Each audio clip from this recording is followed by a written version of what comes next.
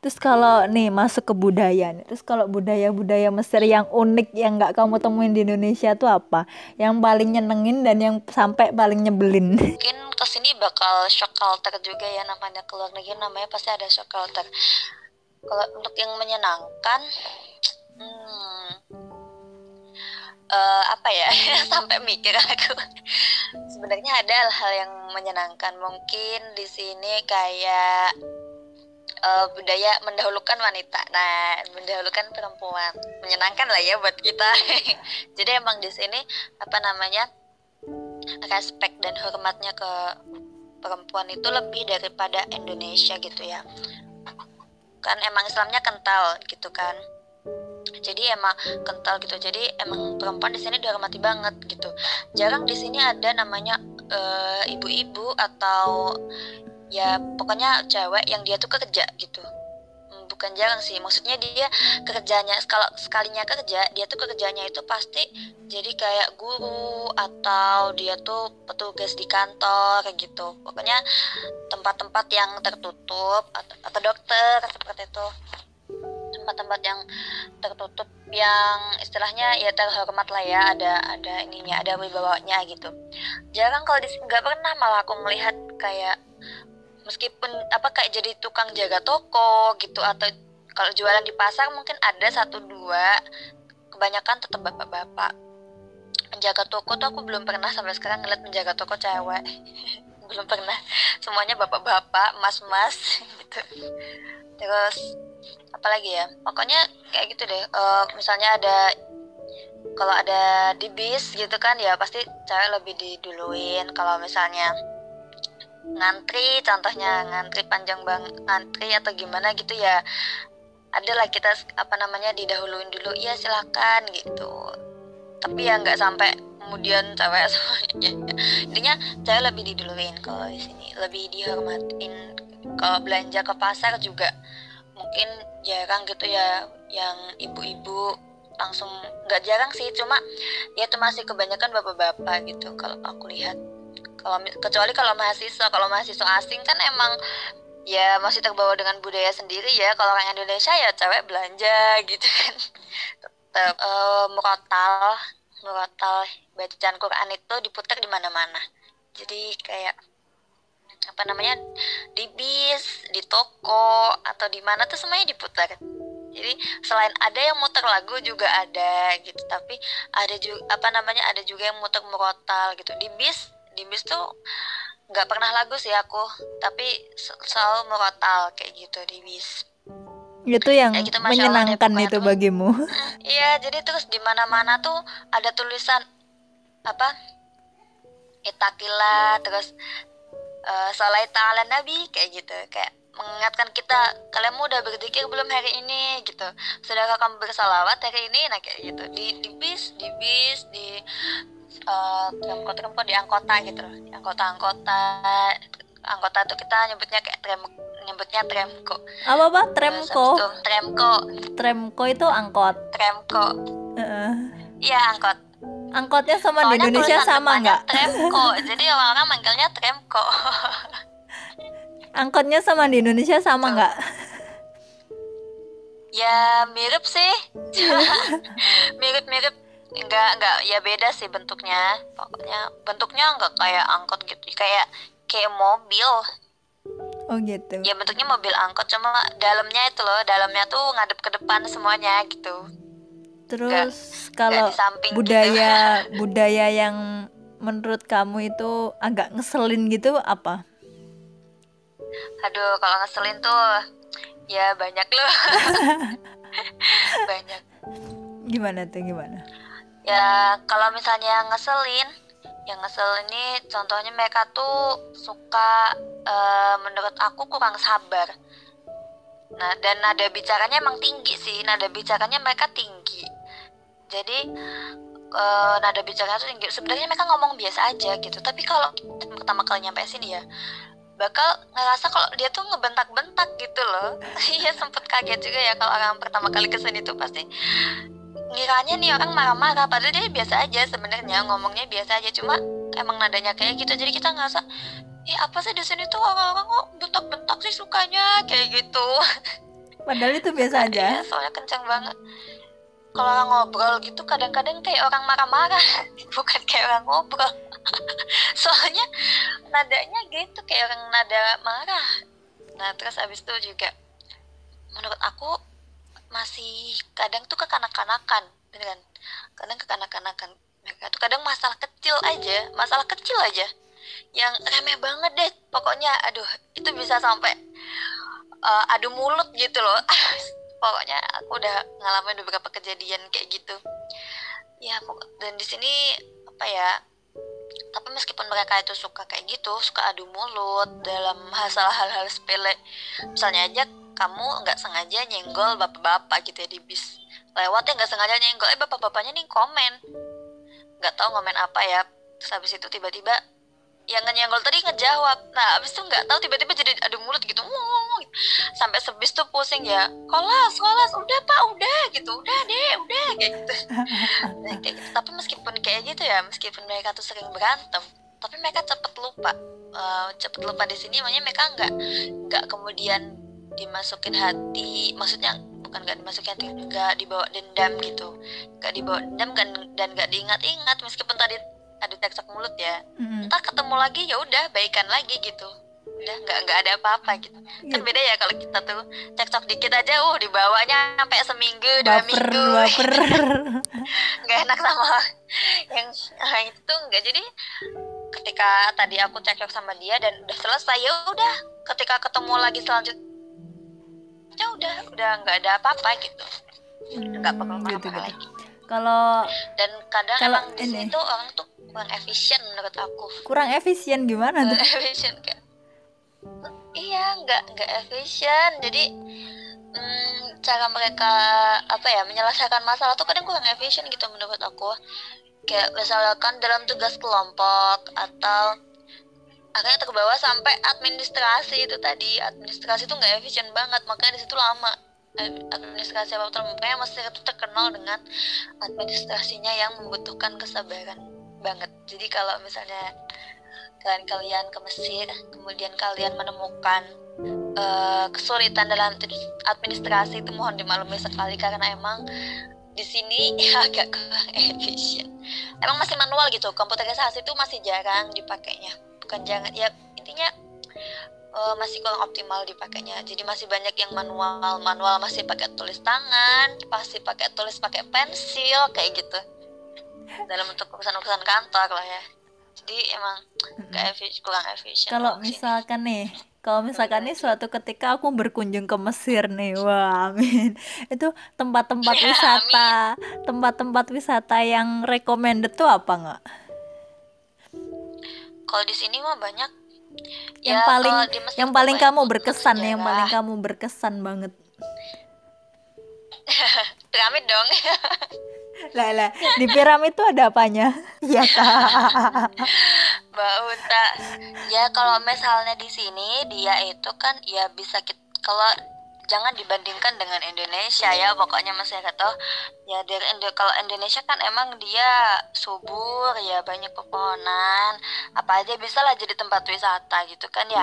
Kalau di Indonesia di gunung, intinya tempat tinggi dikit, tempat bukit gitu contohnya, bisa disulap jadi tempat wisata gitu kan, buat nongkrong, buat minum-minum kopi gitu ya. Pemandangannya juga indah gitu, banyak pohon-pohon. Kalau di sini ya karena emang padang pasir jarang pohon, jadi tempat sejarah kayak gitu, tempat sejarah atau pantai. Untuk pantai itu ya otomatis di tempat-tempat yang dekat sama pinggir laut ya, contohnya kayak di Matruh atau Alexandria. Alexandria tuh terkenal sama keindahannya emang karena dia kota di pinggir pantai. Oh itu Alexandria tuh kota. Alexandria tuh kota di pinggir pantai gitu. Iya, Alexandria. Iya, kota dia. Nah, itu kota di pinggir pantai Alexandria. Matruh itu juga kota di pinggir pantai juga. Terus kemudian di sini ada gunung daerah Siwa. Nah, itu apa itu gunung apa? Aku belum pernah ke sana. Apa sih? Jabal Musa ya? Ya, bukan. Jabal Nur. Ya, pokoknya intinya intinya ya kalau nggak salah aku belum pernah ke sana sih. Jadi itu biasanya kalau udah musim panas atau intinya pergantian musim gitu kan, atau ketika lagi musim dingin yang pas puncak-puncaknya itu kan ada salju meskipun dikit gitu kan, itu banyak yang ke sana gitu. Ya daki gunung aja. Jadi kalau di Indonesia kan ada daki gunung gitu ya, karena di Indonesia juga banyak gunung. Kalau di Mesir biasanya ke Siwa gitu. Oh gitu. Ya gunung apa namanya? Ya jadi naik gunung, ya gunungnya sih batu-batu gitu aja, nggak kayak di Indonesia yang dia itu pohon-pohon gitu ya naik gunungnya tuh. Ini enggak, ya udah kayak manjat tebing-tebing bebatuan kayak gitu gunungnya. Tuh, terus pemandangannya ya batu, ya batu. Pemandangannya ya batu, tapi ya pasti ada kesan tersendiri lah ya namanya naik gunung. Kalau di Indonesia biasanya kita turun ke pemandangannya hijau-hijau gitu ya kalau naik gunung. Kalau ini ya pemandangannya ya padang pasir, terus batu-batu di bawah gitu. Ya ada kesan tersendiri pasti buat yang naik gunung. Mantap. Kemudian apa lagi? Kemudian di sini juga kalau ikon-ikon ya piramid gitu kan, piramid atau banyak banget gedung-gedung bersejarah, masjid-masjid peninggalan zaman Turki Utsmani kayak gitu.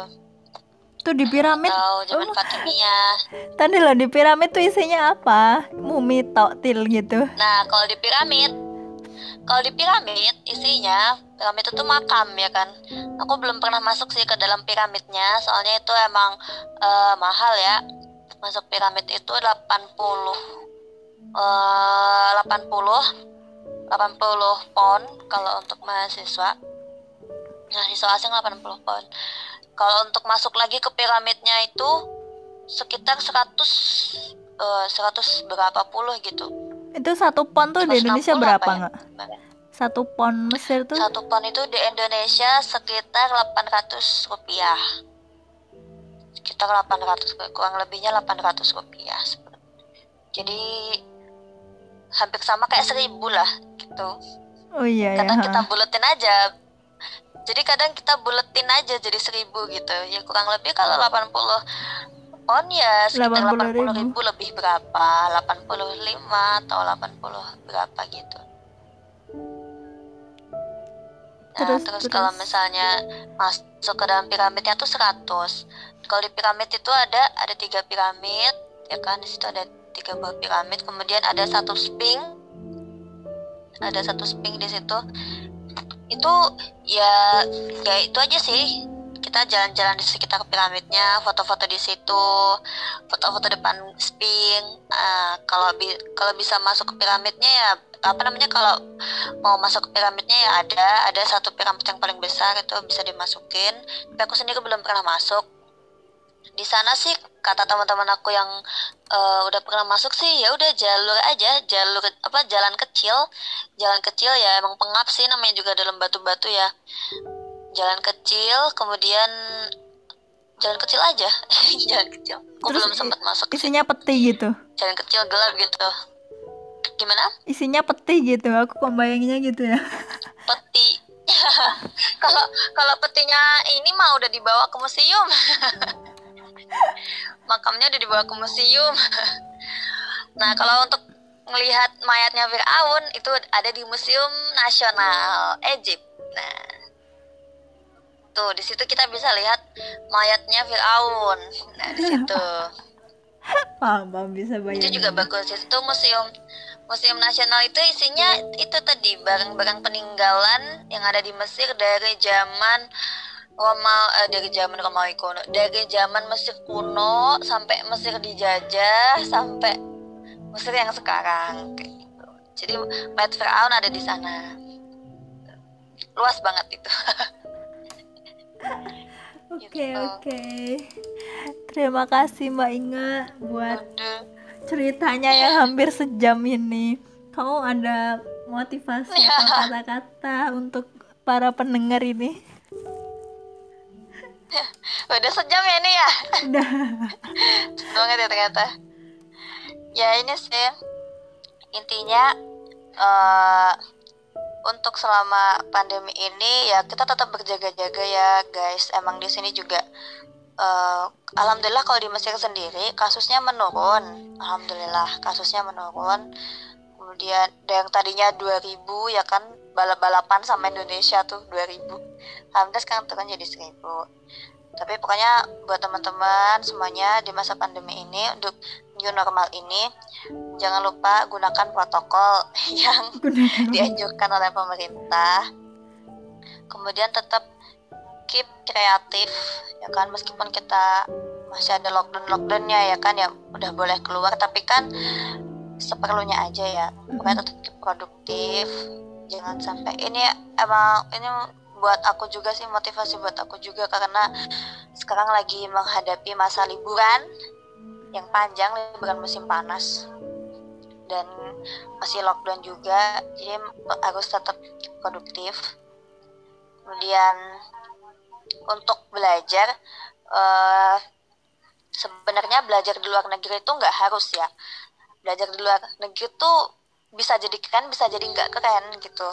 Kok bisa tuh gimana? Keren kalau misalnya kamu di luar negeri, iya, kalau misalnya kamu keluar negeri kemudian berprestasi dan menghasilkan lebih daripada teman-teman kamu yang di Indonesia, ya keren lah. Tapi kalau misalnya kamu keluar negeri ternyata malas-malesan, kemudian yang dari tujuan kamu gitu. jadi kamu jadi teralihkan oleh hal-hal lain selain belajar. Contohnya kamu ke luar negeri niatnya belajar, ternyata di sini malah jadi buka bisnis atau buka travel atau buka, ya sebenarnya terserah sih, tapi intinya kalau misalnya di sini jangan sampai buang-buang waktu gitu kan. Kalau misalnya di sini kita udah keluar negeri tapi ternyata nggak menghasilkan dan ilmunya sama aja sama teman-teman kita yang di Indonesia, ya ngapain kamu jauh-jauh ke luar negeri gitu kan. Kayak gitu. Dan kalau misalnya dan itu tadi intinya nggak harus keluar negeri untuk kuliah, yang penting kita itu maksimal di mana tempat kita berada. Bener. Itu yang lebih penting. Terus ilmunya bisa meskipun manfaat kita di Indonesia ya. Dan ilmunya bermanfaat. Ya nggak Mbak Pin? Iya betul.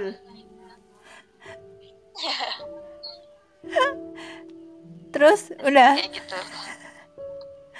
Oke. Apalagi ya, itu aja sih kalau aku. Oke.